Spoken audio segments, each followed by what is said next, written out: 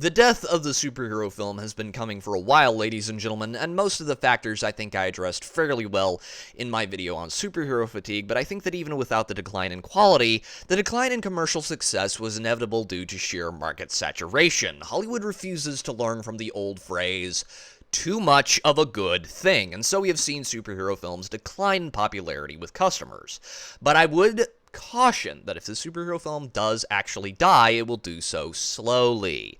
And to be quite honest, the superhero film is never truly going to go away. We will still see the occasional success, but this will be determined more by the movies or shows actually being good rather than that it has spandex on the cover. Because at one point, anything with a superhero on the poster would sell like an AIDS cure in San Francisco. Captain Marvel made $153 million despite being one of the worst films Marvel has ever released.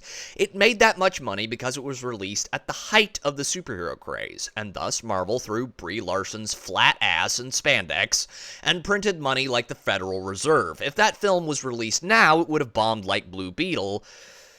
But now, these films have to stand on their own 2 feet. Marvel cannot just hire whoever ticks the right boxes and expect a movie to succeed. A Marvel director has said as much in an interview. And speaking of which, one of the biggest things that has killed Marvel superhero films, or DC superhero films for that matter, is that Marvel and DC keep hiring people that don't take these characters seriously. The early Marvel films took Iron Man and took Captain America seriously. But nowadays, you have the Marvels director stating that the Marvels is going to be much more silly than previous movies in the franchise because, previous Marvel movies weren't silly enough.